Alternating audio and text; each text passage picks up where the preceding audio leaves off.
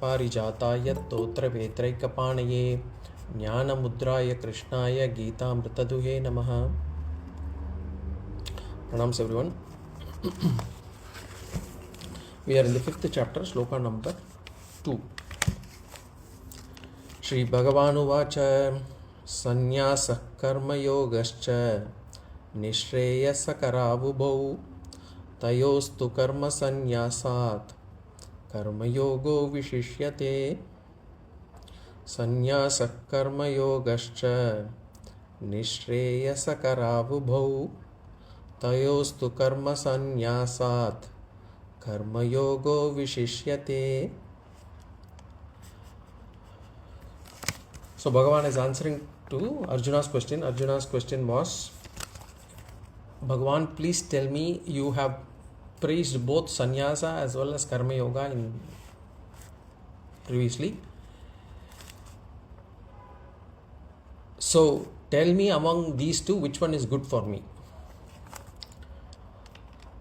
So Arjuna is asking whether sannyasam is better or karma yoga is better. Then we did a vichara in the last class where we saw sannyasam can be two types of sannyasa. One is vividisha-sannyasa, the other one is vidvat-sannyasa. Vividisha-sannyasa is one where one takes up sannyasa after getting Vairāgya, one takes up sannyasa before getting jnana. For the sake of jnana, as a result of Vairāgya, taking up sannyasa is called as vividisha-sannyasa. Vidvat sannyasa is where one takes up sannyasa after getting jnana for getting jnana nishtartam. So that is vidvat sannyasa. Here Arjuna has probably in his mind vividisha sannyasa that has been established by Bhagavad Shankara Bhagavad Pada. Now Bhagavan has to respond to it, and Bhagavan responds keeping vividisha sannyasa in mind for this sloka. Later on he will talk about vidvat sannyasa, but for this sloka and the next sloka he would be keeping vividisha sannyasa in mind. So let's look at Bhagavan's answer, and Bhagavan's answer is direct, straightforward. Arjuna had asked Sunishchitam, tell me definitely.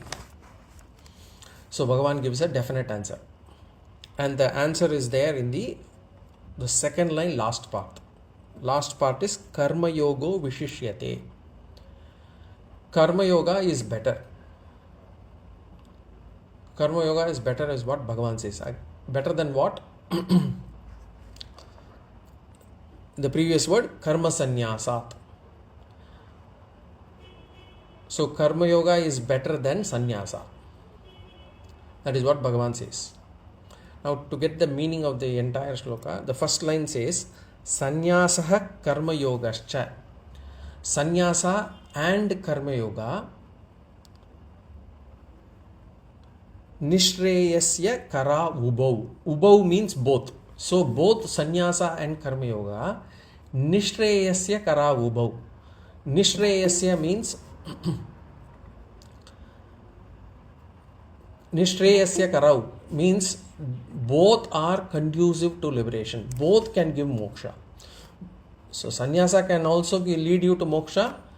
Karma yoga will also lead you to moksha.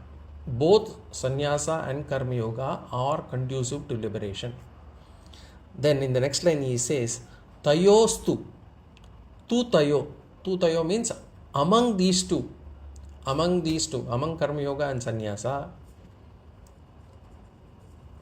Tayostu karma sannyasat karma yogo. Between these two, between karma yoga and karma sannyasa, karma yogo viśiṣyate. Karma yoga is better. Here viśiṣyate should not be taken up as superior. It should be interpreted as better. That is the correct translation. So Bhagavan says both are conducive to liberation. However, among these two, karma yoga is better than sannyasa. So Bhagavan is very clear here. Now we will have to do some vichara on this to understand why Bhagavan had said karma yoga is better than sannyasa. After all, if you look at in our śāstras, the Vedas speak very high of sannyasa āśrama. Sannyasa āśrama is considered to be one of the most superior ones. Even if we take our personal lifestyle, we start with brahmacharya āśrama, our mental maturity is not that high. So then when we get mature, we take up grihastha, then we move to vanaprastha, and then finally sannyasa. And there is no āśrama after sannyasa, making it the most mature among the four. Even otherwise, if you look at sannyasis, the reverence that is given to sannyasis, even if the sannyasi is of a lower age than us, is younger than us, even elders, if they belong to any of the three other ashramas, they will prostrate to him. So sannyasa ashrama is spoken very high in our, or kept very high in our śāstras. If that's the case, then why has Bhagavan called karma yoga to be better? Why not sannyasa ashrama? We will see a few reasons as to why Bhagavan had called karma yoga to be better than sannyasa ashrama. What are the reasons? For that, first we will have to understand that Vairāgya can happen only after karma yoga. Vairāgya is not easy to get. What is Vairāgya? Vairāgya is the not having this craving to enjoy to enjoy worldly pleasures. That craving. Vairāgya is not easy to get. But Vairāgya is not easy to get. For us to even get that understanding, one has to study śāstras. Until we study śāstras, we always think that Vairāgya is easy to get. Only if we understand the real meaning of Vairāgya, we will say, okay, that is really difficult to get. Because we wouldn't even know what is Vairāgya in the first place. And then before Vairāgya, one has to have that viveka. Viveka between what is real, what is transient, what is the truth, what is just a manifestation. Unless we understand viveka, Vairāgya is not easy to get. And viveka can be got only after listening to śāstras over a considerable period of time. That has to go into our psyche, to our mind. But of course, there are people who would have listened to śāstras for considerable long hours and yet they would not have been able to make up between what is real and what is transitory, what is transient. So once we get the viveka, that knowledge, viveka is knowledge, Vairāgya is something that has to happen in our mind. So even after once we get the knowledge, we need to have the mental strength for Vairāgya.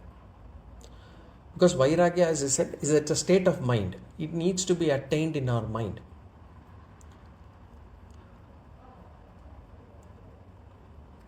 And one needs to, it is a sadhyam. It is not a sadhana. Vairāgya is not a sadhana. Vairāgya is a sadhyam. Vairāgya is a goal. Vairāgya one cannot practice Vairāgya. Suppose if we ask somebody, what did you do this morning? That person can say, I did japa, I did puja, I did dhyanam. Nobody can say, I did Vairāgya. Vairāgyam is not a sadhana. It is not an action. So what is Vairāgya? Vairāgya is a state of mind which does not crave for worldly pleasures. That is Vairāgya. So the world has so many things to offer and the world promises so many pleasures. Now the state of mind where the mind does not desire, does not crave for all these things is called Vairāgya. And when is Vairāgya achieved? Vairāgya, or how is Vairāgya achieved? Vairāgya is achieved as a result of karma yoga. So karma yoga first, only then Vairāgya. So in Arjuna's question, when he asks whether karma yoga is better or sannyasa is better for him, we already can pick up that by bringing karma yoga as one of the options, Arjuna made it clear that he does not have Vairāgya. If he says that karma yoga, between karma yoga and Vairāgya, tell me what is better. Because why would somebody use karma yoga or put karma yoga as an option? Only because he has not attained the result that can be got out of karma yoga yet. So it is clear that Arjuna doesn't have Vairāgya. And Vairāgya is a sadhana for sannyasa. A sannyasi, for taking up sannyasa, I said for vividisha sannyasa, Vairāgya is a must. For taking up sannyasa, Vairāgya is a must. Viveka also is not one of the necessary conditions. Even if the person doesn't have Viveka, it doesn't matter. As long as he has Vairāgya, he can take up sannyasa. No other qualification is required. Of course, that is for a real sannyasi. In today's terms, of course, when we say sannyasi, we think sannyasi should have an āśrama, he should have a status, he should have a lot of followers and all those things. But a sannyasi by nature, once he is only, the only qualification for a sannyasi is Vairāgya. We are talking about vividisha sannyasa. So karma yoga's phalam is Vairāgya. Vairāgya is the qualifier for sannyasa. And therefore, Bhagavan says, it is better to do karma yoga, gain Vairāgya, and then come to sannyasa or then go to sannyasa, rather than directly going to sannyasa. Directly going to sannyasa is an exception. So in general, Vairāgya comes after karma yoga, and therefore Bhagavan says, Arjuna, for you karma yoga is better. It's better than sannyasa. So this is the first reason. We'll see three reasons. The second reason is, say a person is there and he has some Vairāgya. Now, without Vairāgya in mind, a person will not even get the feeling of taking up sannyasa. When would somebody think of taking up sannyasa? Only when there is a Vairāgya buddhi, a detachment. So even to get the thought of actually having to take up sannyasa, one must have some bit of Vairāgya.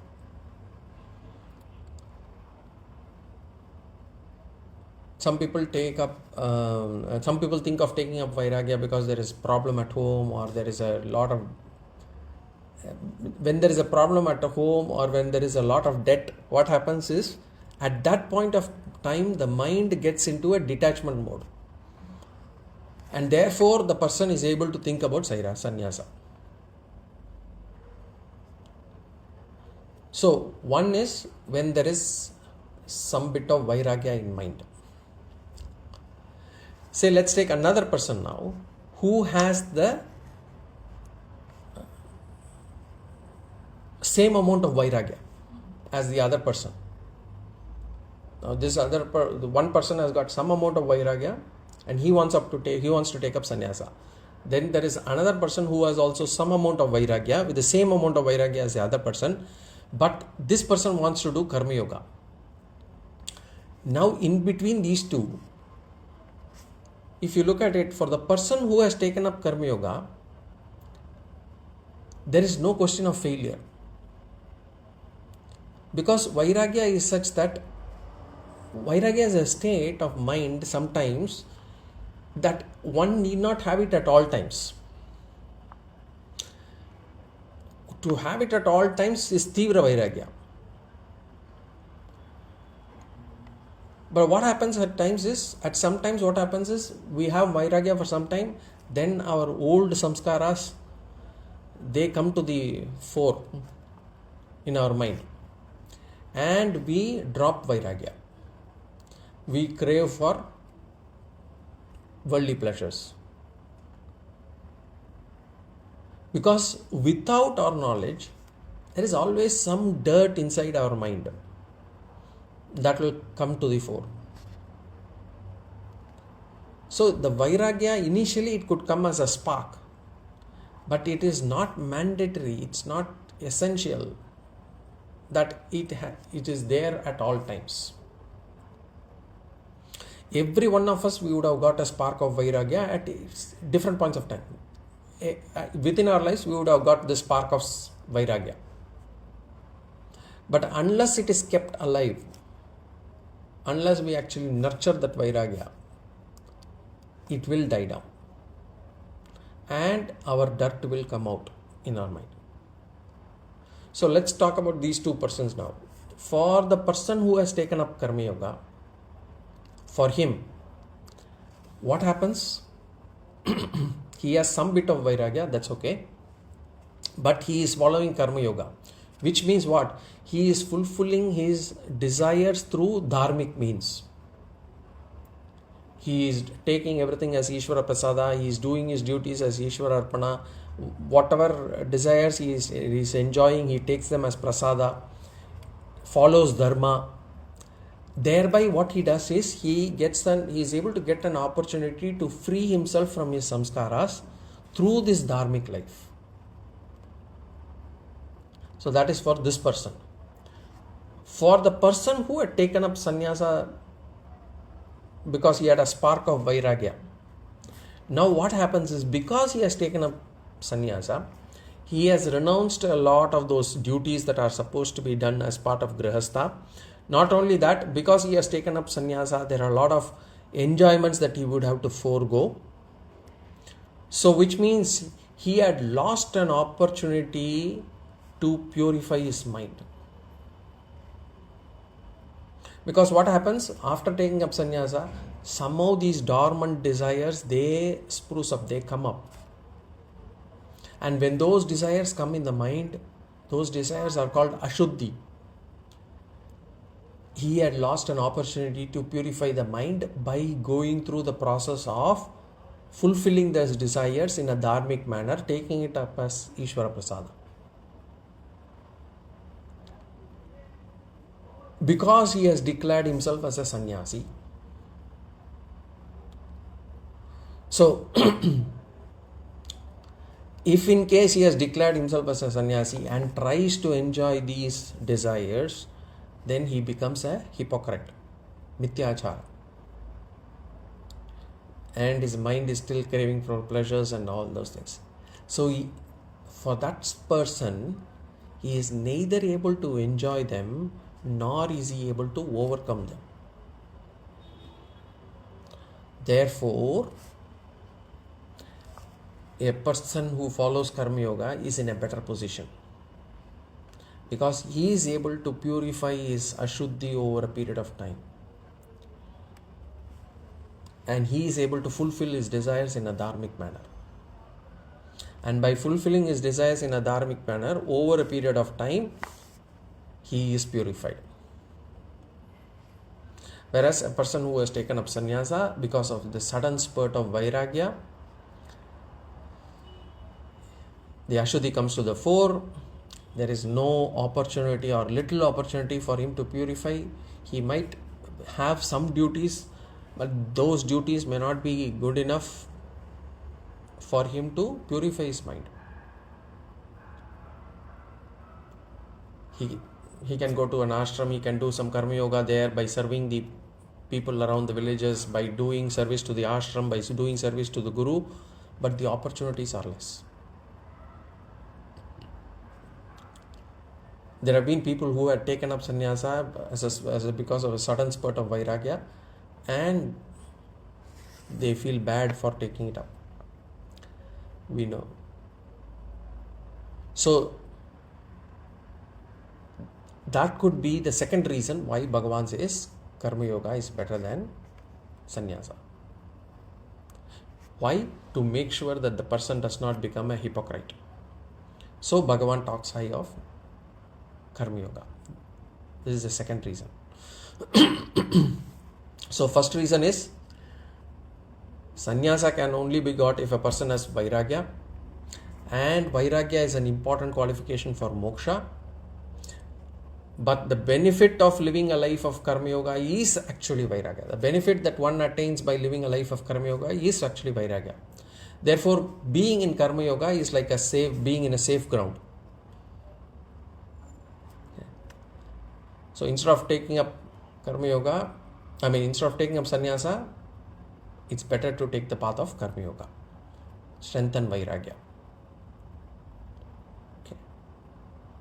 So first reason, strengthen Vairāgya before taking up sannyasa. Second reason, do not become a hypocrite by taking up sannyasa instead of karma yoga. Second reason. Now the third reason. See, generally any answer to any question must depend on the person raising the question.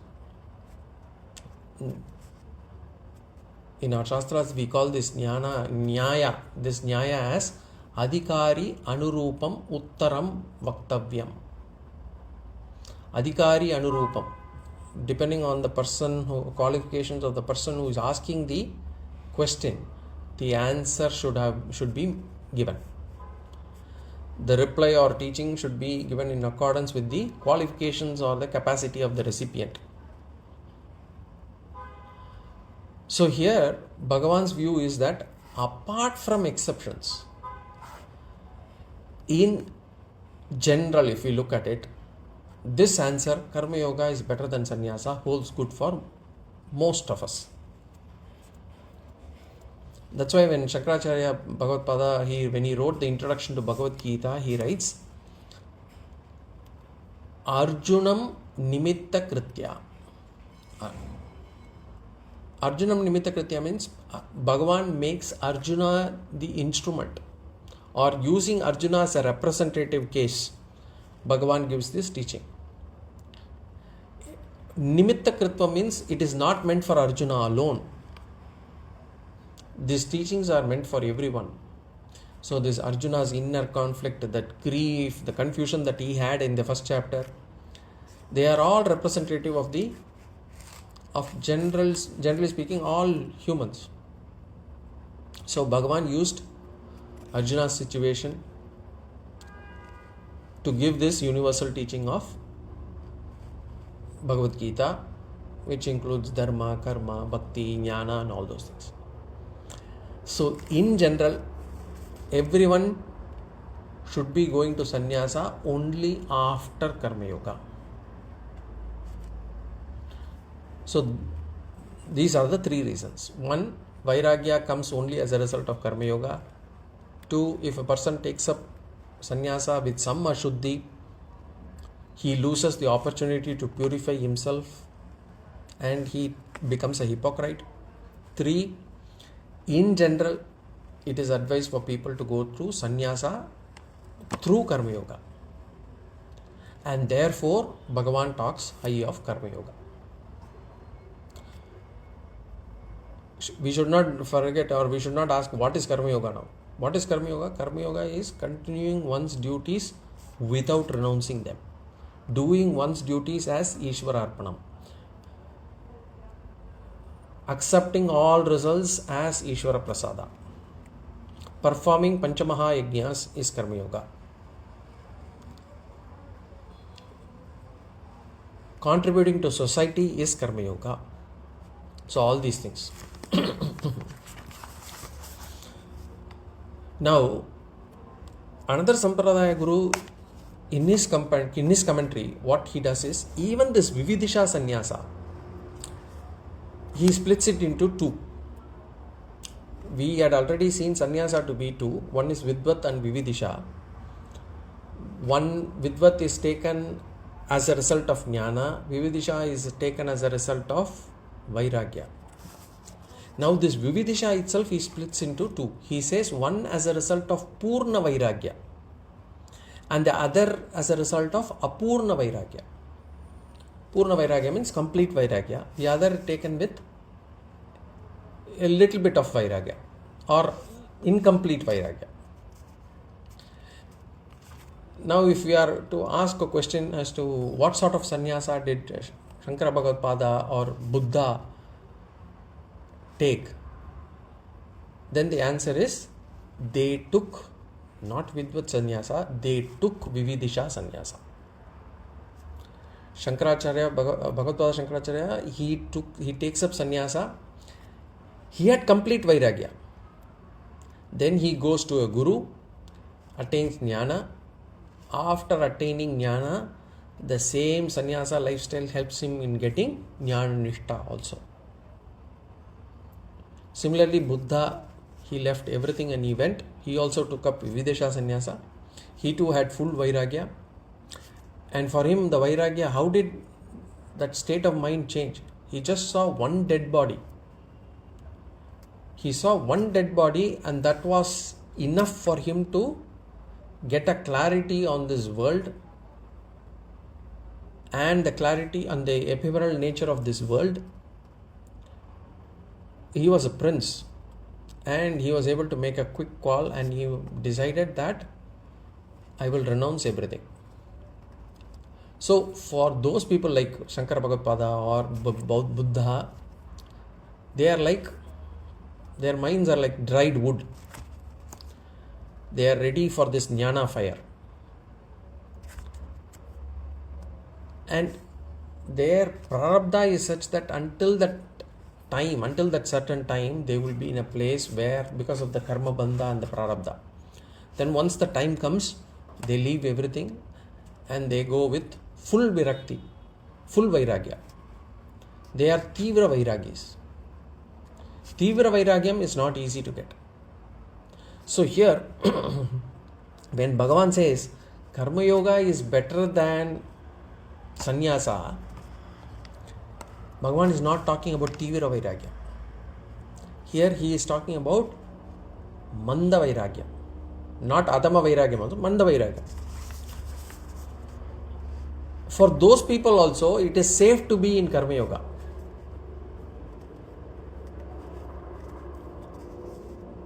If somebody goes to a sannyasi and he asks, Swamiji, can I take up sannyasa?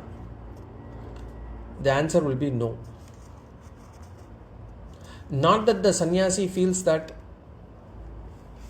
the sannyasi himself, the Swamiji himself is finding it difficult in being in this sannyasa āśrama, and therefore he doesn't want the other person to come and suffer. No. Not because of that. But it is because when the person asks that question itself, it means he is not sure about it. That means he doesn't have full vairagya. If a person has full vairagya, he wouldn't ask, can I take up sannyasa? He is going to ask, when are you going to give me a sannyasa? As long as there is a dilemma in mind, that doubting mind itself confirms that Vairagya is not there. So here too Bhagavan does the same. Bhagavan is not talking low of sannyasa. If that's the case, it would be against the Upanishads. It would be against the truth. It would be against the reality. As Bhagavan himself in chapter 18, he would say, Sarva dharman parityajya. He says, renounce everything. So how can Bhagavan contradict himself here?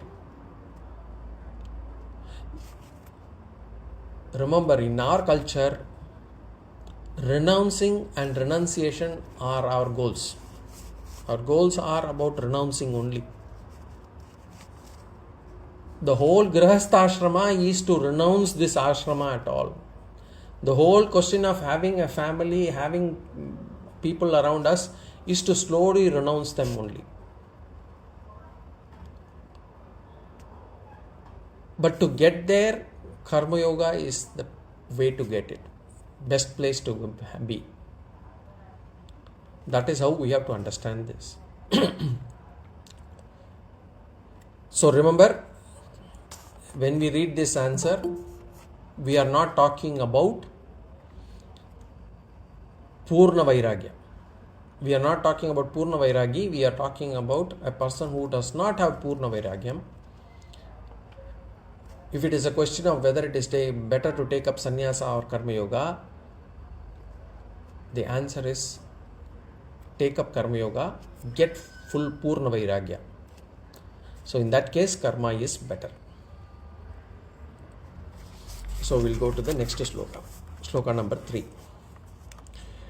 Nyeyasya nitya sannyasi yo na dveshti na kankshati nirdvando hi mahabaho sukam bandhat pramuchyate.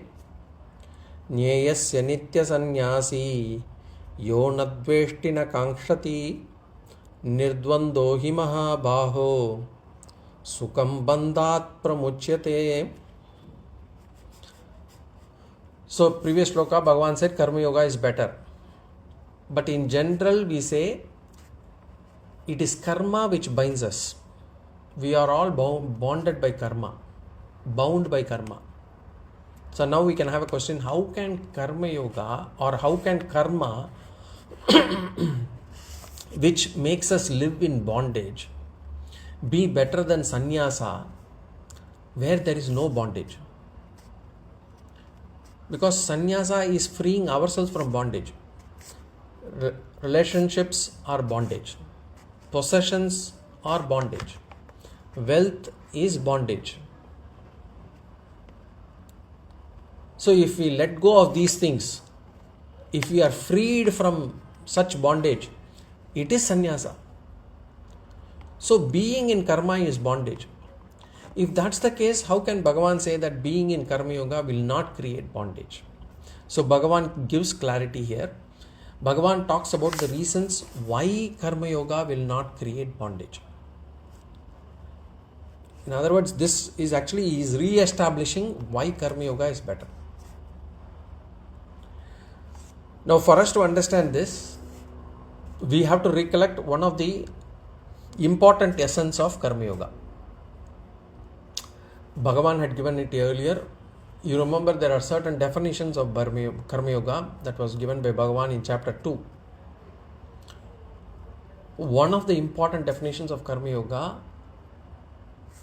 Bhagavan gave us as samatvam yogam uchyate. Karma yoga is called as samatvam. It's like a sutra, one word answer. Being equanimous is karma yoga. So being equanimous is karma yoga. Bhagavan refers that same samatvam in this sloka as nirdvandva. Dvandva means pairs of opposites. Nirdvandva means beyond pairs of opposites. In other words, being equanimous. Now, where do we need to be equanimous? Joy and sorrow. Praise and criticism. Some people will praise us, the same people will criticize us. Success and failure. We need to be equanimous. So Bhagavan says, if we are in the midst of karma, yes, it will bind us. But if we are in the midst of karma, but with this attitude of samatvam, it will not bind us. Rather, it will take us to the path of moksha, which is chitta shuddhi. So it is not that we are in the midst of karma. So the question is it not that we are in the midst of karma, will it not give us bondage? And only if we renounce everything, only then we will be freed of bondage? No.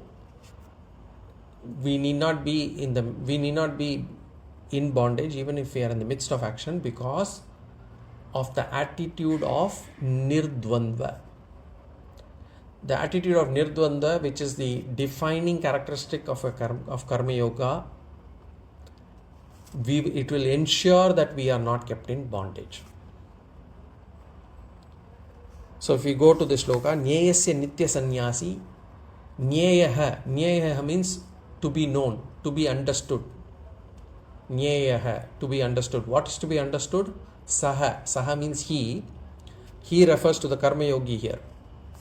Who is that karma yogi? Know that he is nitya sannyasi. He is a permanent sannyasi. The karma yogi is a permanent sannyasi. So So Bhagavan says, understand that the karma yogi is a permanent sannyasi. So how can Bhagavan praise someone who is in the midst of midst of all karmas to be a sannyasi? So Bhagavan answers that he is the one who has transcended the pairs of opposites, similar to what a sannyasi is. That's because the results of, once we have transcended the pairs of opposites, it means the results of my action are not going to affect me. What are the results of my action? Praise or criticism, joy or sorrow, success or failure. These are the results of my action.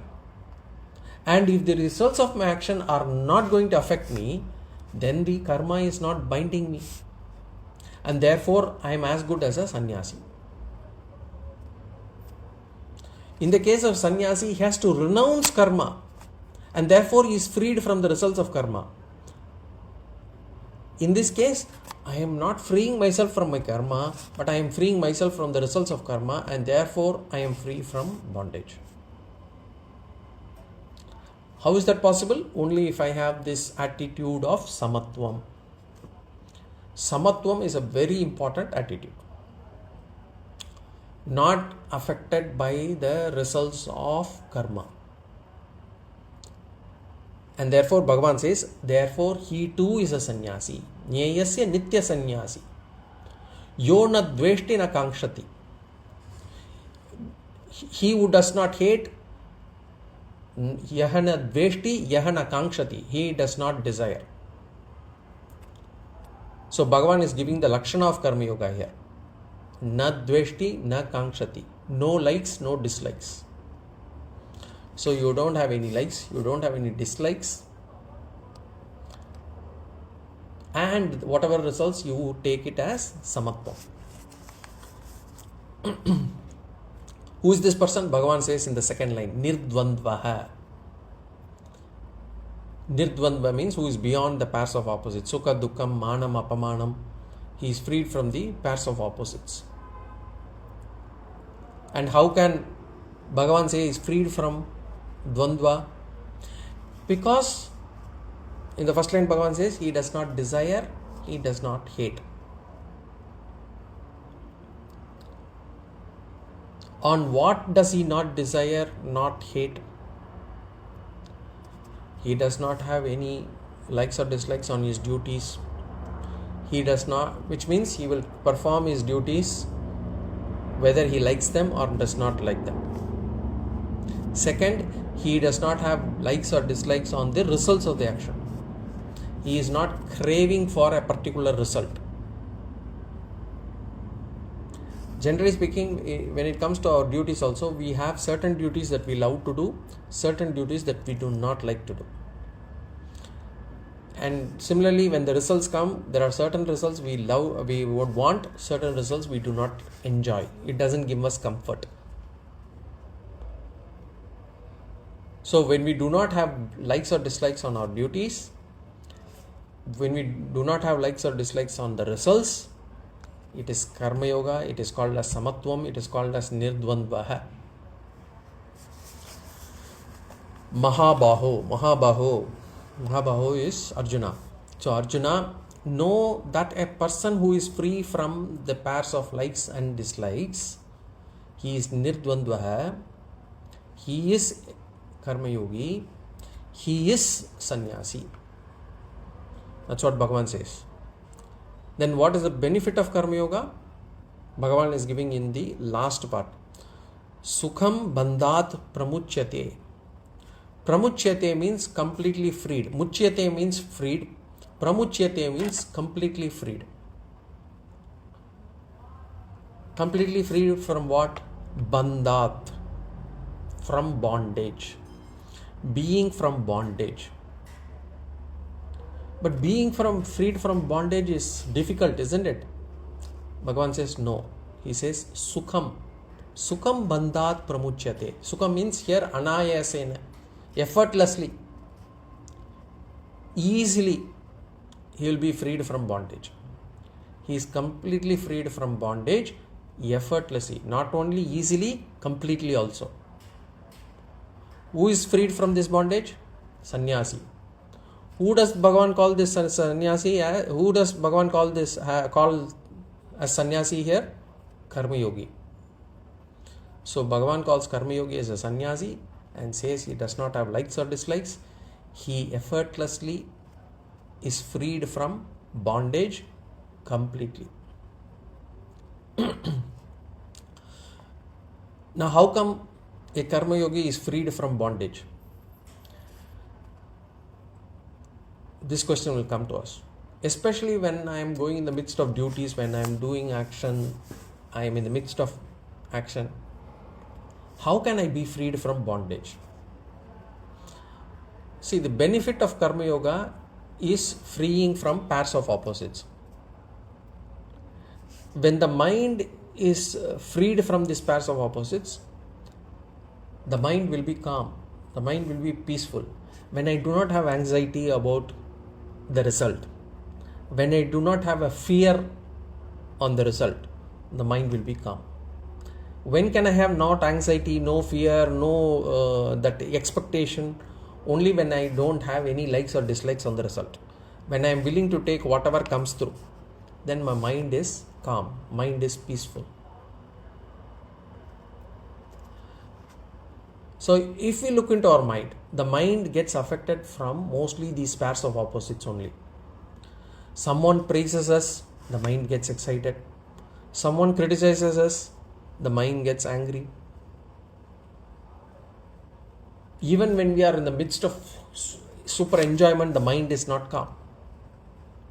When we are too excited, say we got a result in our favor, the mind gets excited, the mind is not calm. When we are in sorrow, then too the mind will not be calm. So how will a person's mind be if he is not affected by these pairs of opposites, if he is not bothered by these pairs of opposites? His mind will be calm. The benefit is mana prashanti. When the mind is calm, the reality of the world can be understood. The reality of the world can be easily seen.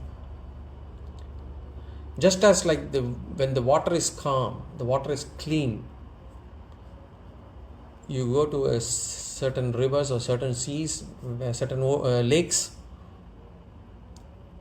if you see that the water, especially a lake, when the lake is calm and clean, you can see what is inside the bottom, what is inside the water. The same way, when the mind is calm, when the mind is clean, the Viveka Shakti will manifest and we will be able to see what is real and what is unreal. We will be able to understand the reality of the world. As long as the happenings of the things around us affect us, we will not think about the reality.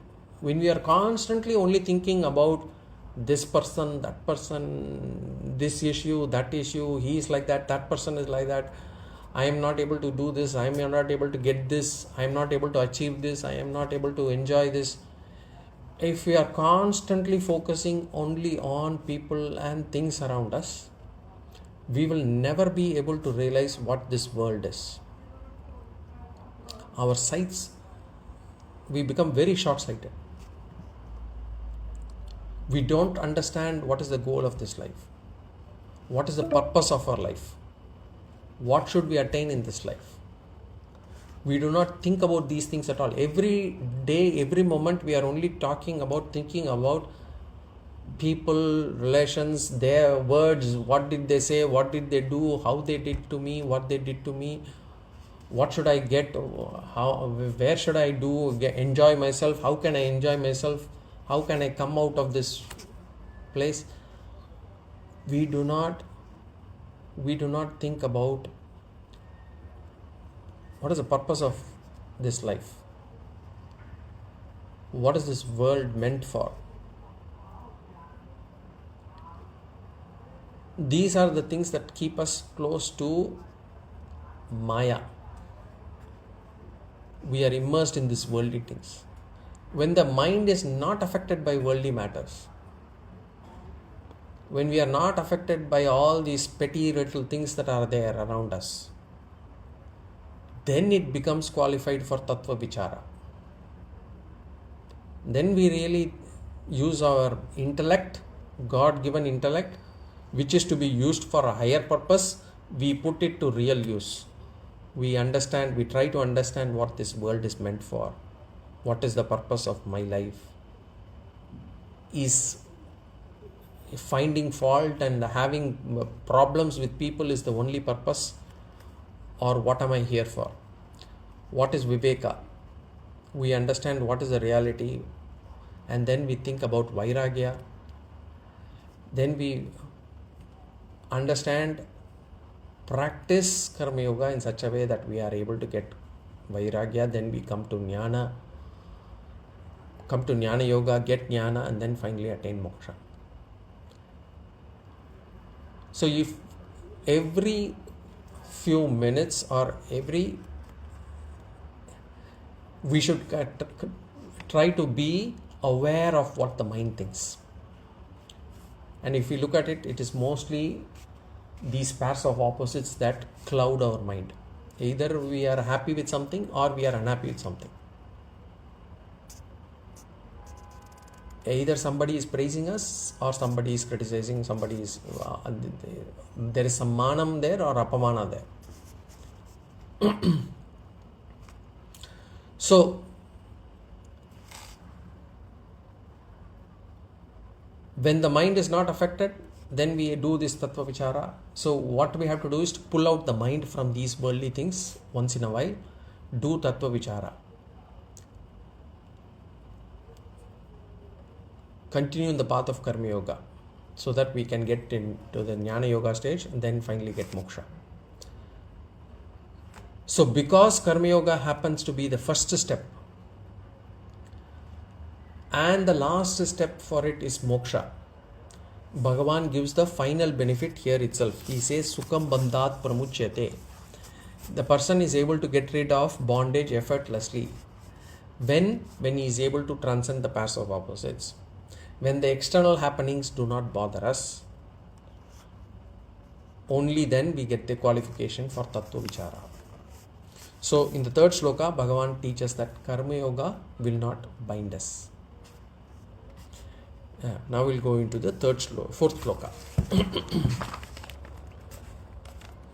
Sankhya yoga pratak balaha pravadanti na panditaha ekamapyastitah samyak ubhayor vindate phalam. Sankhya yoga pratak balaha pravadanti na panditaha ekamapyastitah samyak ubhayor vindate phalam. So here in this sloka and 4 and 5, Bhagavan wants to convey the benefit of sannyasa. He is going to say that the benefit of sannyasa that is being talked about here and the benefit of karma yoga are one and the same. He is going to say that both the benefits are one and the same. Sannyasa karma yoga yoho eka palakatvam.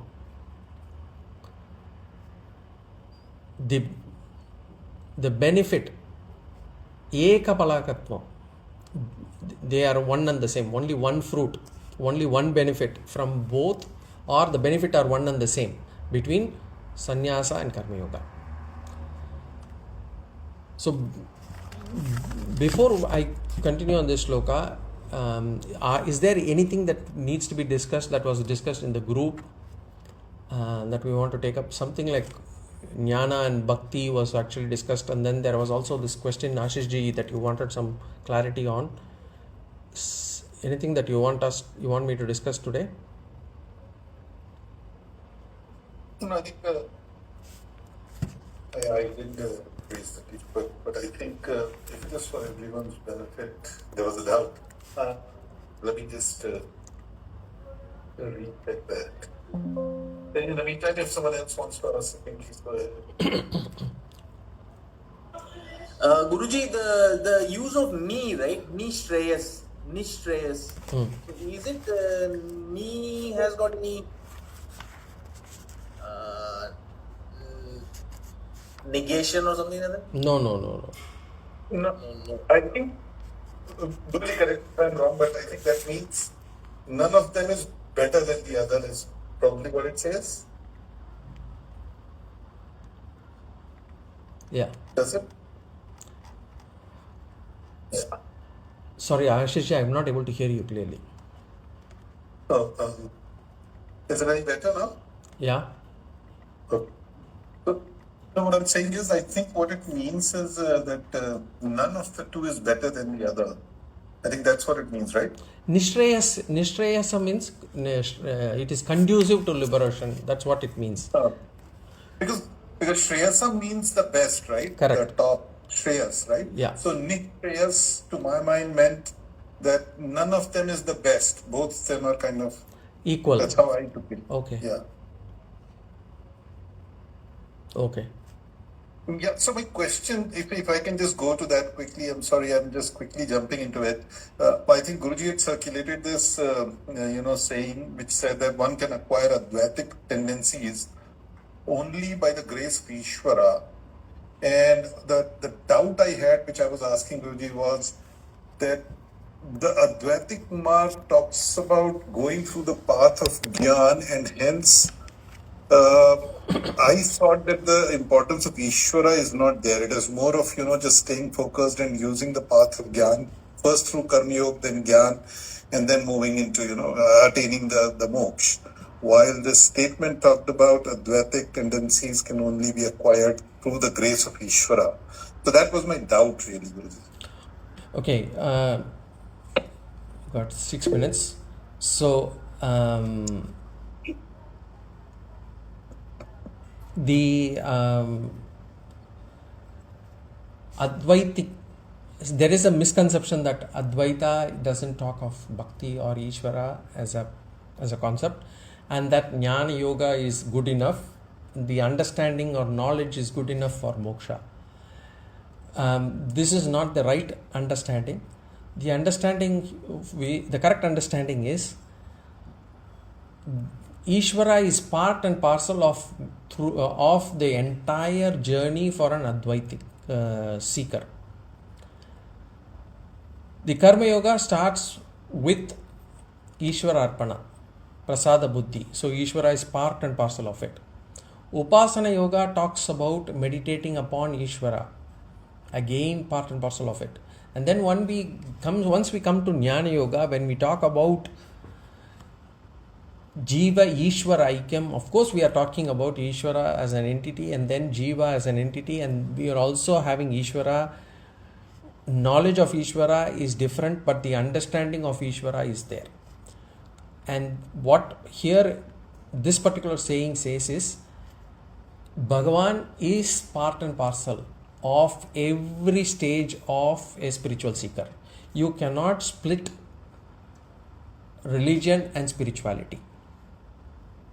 Religion and spirituality goes one together, and especially for an Advaitic seeker, Bhagavan is an integral part of everyday activity in Karma Yoga. We talk about Panchamahayajnas. Panchamahayajnas includes Deva Yajna. So there is Bhagavan involved in it. We talk about Ishvara Arpanam, Bhagavan is involved in it. We say Prasada Buddhi, we take the Prasadam as Bhagavan's Prasada. Upasana Yoga, when we talk about meditation, sitting and meditating, we are talking about Nama Jap. We will talk about this later. We will talk about how Puja, Parayanam, Nama Japam are all part of this Upasana. All these involve Bhagavan. So Bhagavan is integral part of Advaitic seeker's journey. Trust that answer. Any other question?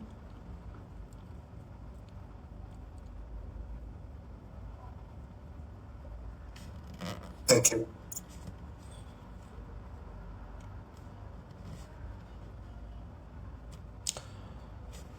Okay, there was this discussion around another point that was shared by me, where there was a question around how could not understanding Bhagavan will lead to, there was something like lead to conversion. That point was raised by Ashaji earlier, I believe. We need to understand. Ashaji, do you remember that particular quote? Yeah, hi, Hari Om. I'm trying to recollect. I think it said something to the effect that bhakti without jnana Yes. can become a cause for conversion or something like that. Correct. I'm not sure. Exactly Bhakti without the words. jnana will be a cause for conversion. That's what it said. So, Which I find, I think it needed a little bit more explanation for newbies like us. no. I mean, it requires a longer explanation, and this couple of minutes would not be enough. But remind me in the next class, so we will take this up initially so that this is clarified. Bhakti Sure. without jnana is a cause for conversion. We will discuss that in the next class. Sure, thank you. Okay. There is Jayaji had actually messaged that saying niḥśreyas means is the best of the best. Okay. Thank you. My Sanskrit knowledge is very limited. Very, very limited. So thank you. I'm trying to see if I can learn Sanskrit, but it's going to be difficult, I believe. We'll see. Anyway, we'll see again in the next class. Until then, Purnamada Purnamidam Purnat Purnamudachyate Purnasya Purnamadaya Purnameva viśiṣyate. Om Shanti Shanti Shanti Harihi Om Shri Gurubhyo Namaha Harihi Om. Hari Om, Hari Om. Hari Om. Hari Om.